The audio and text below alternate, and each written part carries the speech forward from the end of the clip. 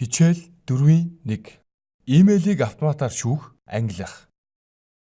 Та Gmail, Yahoo, Outlook гээд ямар ч имэйл ашиглаж байсан имэйлүүдээ автоматар шүүж, ангилах боломжтой. Автомат шүүлтүүр нь ирсэн болон цаашид ирэх имэйлүүдийг автоматар хөрвүүлжүүлэн ангилах боломжийг бүрдүүлдгээрээ таны цагийг хэмнэх болно. Шүүлтүүр нь бидний тодорхойлж өгсөн нөхцлөөр хайлт хийж, түүнд харгалзах үйлдэлийг гүйцэтгэдэг. Имэйлдээ автомат шүүлтүүр хэрхэн үүсгэх вэ? Түгээмэл ашиглагддаг Gmail дээр автомат шүүлтүүр хийж үзье. Gmail-дээ нэвтэрч талбарын хамгийн дээр буй хайлтын цонхны баруун талд байрлах сумыг даръя. За энд нэмэлт цонх гарч ирж байна. Хайх гэсэн товчны ундаг зэгснээс хайх буюу шүүлтүүр дэх хэсгээ сонгоно. Шүүлтийг бүх имэйл, инбокс, одоор онцгойсон, илгээсэн, ноорглосон, уншсан, уншаагүй имэйлүүдээс хийж болох нь байна. Түүнчлэн чат, спам, хогийн сав дотроос ч хайж шүүж болно. За энд бид бүх имэйл дотор шүүлт хийхээр сонгоё. Үүний дараа хайх, шүүлтүүрдэх нөхцлүүдээ энд зааж өгнө.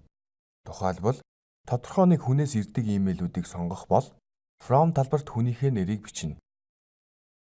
За энд би ундрахаас ирсэн болон ирэх имэйлүүдийг сонгоё. Унд гэж бичээд эхлэнгүүт надтай харилцаж байсан ундтай бүх имэйл гараад ирлээ. Эндээс ундрах шаардлыг сонгоход имэйл хаяг нь энэ талбарт ороод ирж байна. Хэрэв энэ хүнээс надад хоёр янзын хаягаас имэйл ирдэг бол даслын ард дараагийн хаягийг нь нэмж оруулах юм. Хэн нэг хүнд илгээсгэн имэйлүүдээ ялгаж шүүлтүүрдэх бол төв талбарт имэйл хаягийг нь оруулж өгнө. Анх цайд явуулсан имэйлүүдээ олъё. Анх цай гэж бичгэд мөн имэйл хаяг нь талбарт ороод ирж байна. Эсвэл имэйлийн гарч ихт орсон түлхүүр үгээр ялгаж шүүж болно. Тэгвэл энэ сабжект талбарт бичнэ.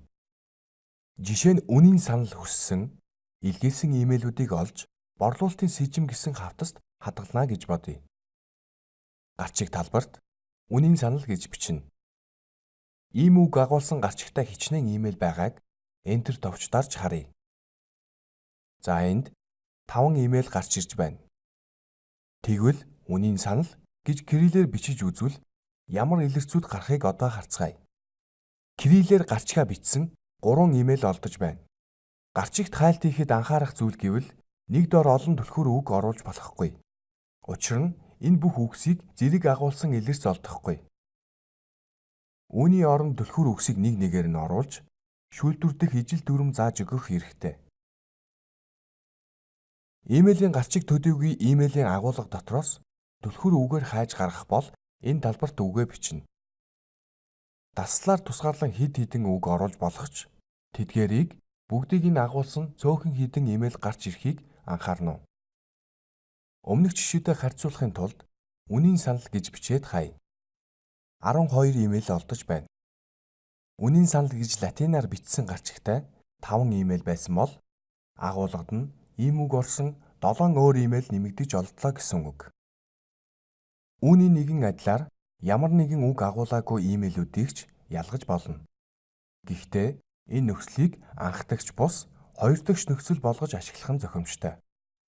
Тухайлбал анх заяагаас ирсэн имэйлүүд дотроос сургалт гэсэн үг агуулаагүй имэйлүүдийг нь ялгаж одоор тэмдэглэж болно. Өөрөөр хэлбэл наривчилсан хайлт хийж байна гэсэн үг. Энэхүү хичээлээрээ бид имэйлийн автомат шүүлтүүр гэж юу болох, түүний ач холбогдол, шүүлтүүр үүсгэх зарим нөхцлүүдийн тухай мэдэж авлаа. Үргэлжлэлийг дараагийн хичээлээс үзээрэй.